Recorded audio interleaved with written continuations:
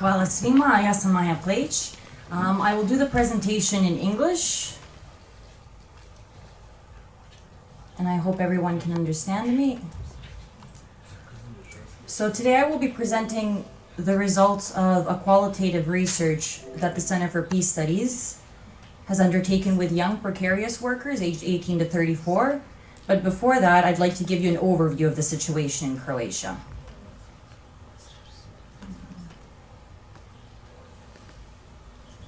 So first off, I'd like to start by taking a look at the level of inequality in Croatia from the late 1980s to today. I was not able to find equivalent data for Slovenia, but perhaps next time I will be. And the reason I wanted to start with this is because I think it's very important when we talk about vulnerable workers or impoverished workers that we also look at the bigger picture. Over the last 40 years, at the same time that workers' rights have been on the decline in Croatia and in Europe and globally, the global pie has not been decreasing. The global pie of income and resources is in fact increasing. It is the share for workers that has been decreasing.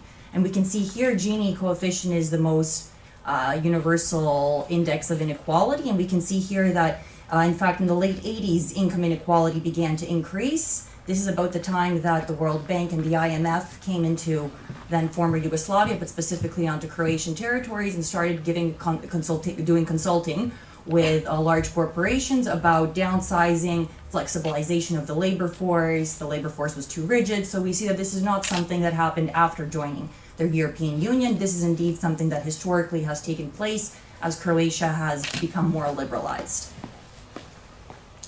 When we look at the at-risk of poverty rate in Croatia, it's currently 20%. At-risk of poverty and social exclusion is 25%, so that's 1 in 4 individuals. However, it's very important to keep in mind that Zagreb is an outlier in almost all indicators in Croatia. So in Zagreb, unemployment is low, poverty is low, there's lots of jobs, the city's full of lights. The reality for the rest of Croatians who live in urban or rural urban populations is quite different. So here you can see that we have 7 županijas that have above 30% poverty rates.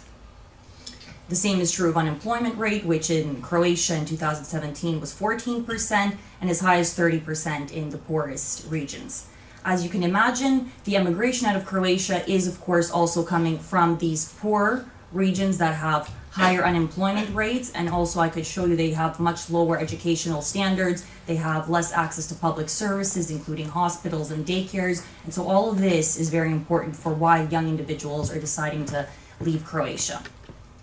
When we look at precarious employment as a percentage of total employment, this is the data for Croatia in EU from 2002-2015. As you can see, it's extremely high figure of 30%, which includes seasonal workers, temporary workers, agency workers, people on contracts of a limited duration.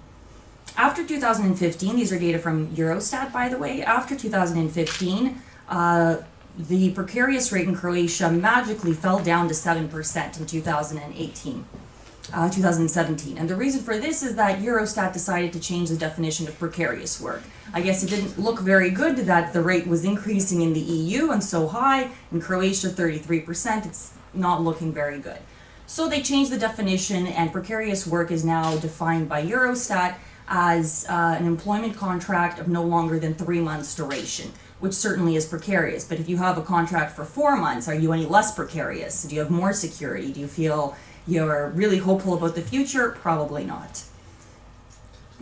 So when we look at employees with a contract of limited duration, total employees 2000-2017, we see Croatia is higher than Slovenia, but Slovenia is also quite high, 15%.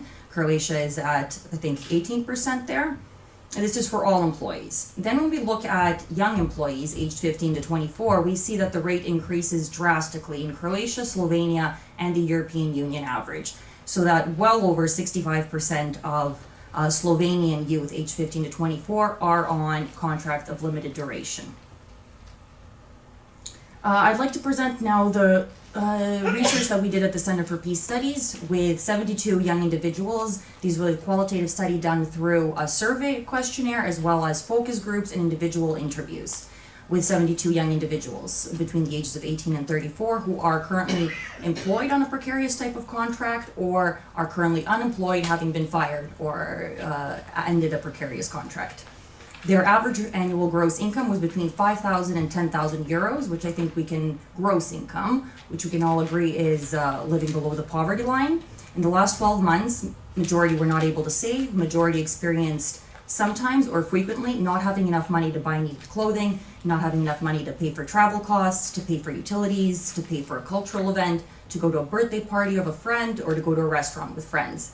0 individuals experienced not having enough money to eat, which is a positive situation. When asked about the financial situation of their family, they said it was adequate. When asked about the individual financial situation, the average answer was insufficient. When asked how they would define their status, 77% defined their status as neither poor nor rich. So here you can see that there's a disconnect between earning 5,000 euros annually or 10,000 euros annually, but at the same time not identifying as being poor or not identifying with the working class. And the reason for this, when they were asked, said, I don't want to be a complainer, people will think I'm lazy, many people have it a lot worse. Okay, I may live with my family and can't afford to do the things I like, but at least I'm not hungry and digging through the garbage, which is unfortunately something that is very common amongst pensioners in Croatia.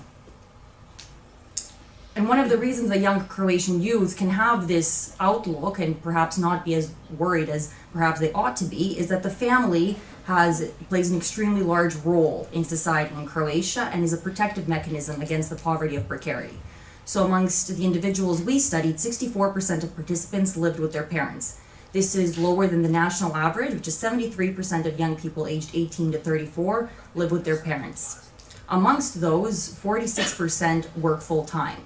And the amount of people living with their parents who work full-time and still continue to live with their parents has been increasing. So we see that employment is not a way of getting out of the house. In fact, employment is increasingly accompanied with staying in the house of your parents. 36%, so the remainder, rent a room with 1 or more roommates with an average of 30 to 50 meters squared and average of 200 euros monthly. 85% said that their accommodations barely or somewhat met their needs. However, when asked why they would not move, high rental prices together with insufficient income meant that there was no other option than staying with their parents. When you have financial problems, who do you turn to? To this answer, 92% responded, I turn to my family, which is an extremely high rate. I think that says something about the culture of Croatia, but it also says something about why we haven't seen many youth movements or the anger that would be expected with this level of poverty and this level of low income in Croatia. Satisfaction with social relations was extremely high amongst the youth in Croatia. So from 1 to 10, how satisfied are you with your relations? The average was 8 for satisfaction with friends, and on average, people saw their friends at least once a week, which would be very high if we were talking to our friends from North America who don't have time to hang out with their friends. For family, 7.5 was the average satisfaction level, neighbors 5.2, and colleagues at work 6.7. In cultural life, they were quite active. 95% went to the cinema, 67% went to concerts regularly, 54% to the theater, 33% attended educational workshops regularly. When asked which cultural activities they no longer did or did less because of a lack of income, buying books was first, with 33% of respondents responding they stopped buying books. Going to concerts, 20% of respondents, and going to educational workshops, 15%. So we can see that while precarity does not have maybe as large of an impact on the social life, it certainly has an impact on the cultural life. When you ask what are your biggest worries at the moment, and they could select more than one, 86% said employment and security, 42% unemployment, 33% insufficient income. So we can see those are the immediate needs, worries about income and worries about employment and long-term employment and security. When asked about the biggest worries for the future, 93% worried that I will not have sufficient income to live on my own. 91% that I will not be able to take care of myself when I get older. 58% that I will not have my own house or apartment. And 53% my pension. And so here we can see that if individuals are by and large living with their family, their immediate needs are income and employment so they can go to cultural events, so that they can plan, they can travel. They're not as worried about their pension system or the long-term social welfare system because they have a mini social welfare system inside their household through their family. I think the worrisome about the pension rate should be much, much higher given the percentage of precarious work. And consequences of employment and income insecurity, the major consequences that people mentioned throughout all of the focus groups the inability to plan and develop a career. So many people felt whether they were employed or unemployed, regardless of whether they had university education or not, they couldn't tell if investing in further education made any more sense, if maybe moving to another city made more sense, if leaving the private sector for the public sector. There's no rules, there's no sectors. Many young people feel that in Croatia, the most important thing, we'll see this later, for getting a job is having a good connection, being in the right political party, or coming from the right family. And so investments in education or in career development don't bear fruits, and in this way, it really stampers the ability to plan. Inability to buy a home, inability to start or plan a family responsibly. The Croatian government is currently very worried about our demographic situation, encouraging young women to have as many children as possible. And when we say, well, how will I finance those children? They say, I'll give you €1,000 for a child as a Christmas bonus. And I say, no thanks, that's not enough. No. It discourages investing in further education, inability to travel, take vacations, plan trips in advance. There's a negative impact on social life because it costs money to have one in the end. Feelings of self-blame, inadequacy, and low self-esteem. Depression, anxiety were also very common, pessimism, apathy, and most importantly, hopelessness for the future. When we asked, what do you consider the main causes of job insecurity in Croatia? So when we initially started talking with the individuals, there was a lot of self-blame. People felt very guilty because they say, well, I don't have an Audi and I don't have these fancy shoes and I don't have the best new iPhone like the other kids on the block, and everybody felt really guilty about their current state. But when they were asked, well, what do you think, what are the causes of this state? The answers were by and large systemic. They were not individual level. They were corruption, clientelism and nepotism in employment practices, the economic situation in the country, not enough good jobs on the market, inadequate education system that did not prepare us for the labor market of the 21st century. And these are listed in order of frequency of individuals responding with the answer. So corruption was seen as the number one reason why for these individual states and why they couldn't find a job. And what is the most important factor for getting a job in Croatia? Veza. So a connection, family, and education was seen as third. One of our participants said to have a career, not just a temporary job, you need either a connection, a political party, or to be a genius in Croatia. With respect to corruptive employment practices, the majority of participants had experienced or seen corruptive employment practices at their current or previous job. Not one of them reported the corruptive employment practices. And when asked why they didn't report these corruptive practices, the general answer was a distrust of institutions and a disbelief in workers' rights. So there's no point in reporting anyone. Who will I report him to? The man above him who hired him? Some government office? They're all corrupt. Or corrupted courts was the response of one. Male, 28 years old. Another, there is no point reporting these kinds of things. That's just how things function in Croatia. People come to a position of power, they hand jobs out to their people, and so on, all the way to the lady at the checkout counter.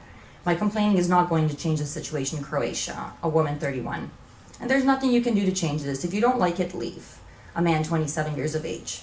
So this last quote is actually a quote that our president, Kolinda Grabar-Kitarović, said with respect to people who don't like the situation in Croatia. If you don't like it here, then you're free to leave. And I think that that's now coming to bite the government in the butt because the young people are leaving and they're saying, no, please stay, please come back. But they're not actually implementing the policies that would keep these individuals in Croatia. When asked, what is your ideal job? The responses were really quite sad because the responses, well, I just want a decent, a normal job, a stable job. I'd like to receive a paycheck every single month. I'd like to be able to, where I'm not a slave or have to endure mobbing just for a little money. I'd like to have a job in my field for what I was schooled for, where I can learn new skills, where I can develop my career, a paycheck I can live with, a paycheck that covers the basic costs of living in Croatia, one that will help me build my future. I'm not asking for a lot, just a decent job which will allow me to pay for rent, food, a little bit of leisure, and to help my parents when the time comes. I'm not looking for anything luxurious. And I really think that the Croatian youth have set themselves such a low standard for quality of life that it's even hard for us when we do organized protests and try to mobilize them. They say, well, what's the point of protesting? I can't change anything. This is just the way things are here. This is the way things are always going to be here. And if you don't like it, then you can go to a country that has better workers' rights, instead of fighting to have improved workers' rights in their own country. With respect to state institutions and policies, we asked them from 1 to 10, how protected do you feel by state policies and programs? With respect to income support, the average was 2. With respect to accommodation support, the across the board was 1. With respect to healthcare, 6, so somewhat protected. What kinds of services or policies would help improve your situation? The response to this question was always, nothing. You have to change the entire government and fire everybody and change absolutely everything that's wrong with the country. I said, okay, can't do that right now. Give me an example of a policy that could help. And these were some of the answers that we got. So services for continued professional development, financial support for young or new employees, reduced rates for utilities, reducing costs of living, universal basic income for all, educational grants, increases in the minimum wage, and anti-corruption policies. And so I'd like to conclude that frequently our government likes to talk about the rigid labor market, and indeed there are rigidities on the labor market, but the rigidities on the labor market come from a lack of competition as a result of the clientelism and the corruption, not because workers' rights are too strong and workers are so demanding so many rights that employers can't employ them. So the flexibilization of the labor market in Croatia really has been a precarization of work. Precarious work has consequences beyond income and employment. It impacts feelings of self-worth, mental health, living conditions, decisions about starting a family, planning for the future, investing in education, travel and leisure, participating in cultural and social life, and most importantly, hope for the future and career development. Young people in Croatia are apathetic. They feel there is no chance for improving their current states. They do not believe they can change anything and believe that the only option for a decent job and decent quality of life is to leave. Ignoring the needs of these young precarious workers has already had great consequences for the state of the nation, including the demographic issues. We are one of the 10 fastest aging populations in the world, and it's not because we're aging quicker, it's because young people are fleeing the country as fast as possible. But this also has important consequences for the sustainability of the welfare state, of course, for the future of the healthcare system and the pension system, and the future of the political scene and political and social development in Croatia, and of course, brain drain. And so this is a picture from one of our protests that we had looking to ban basically low-paying internships. And many of the signs that young people made were exactly that, vrijedim više u Irskoj. So I'm worth more in Ireland, I'm out of here.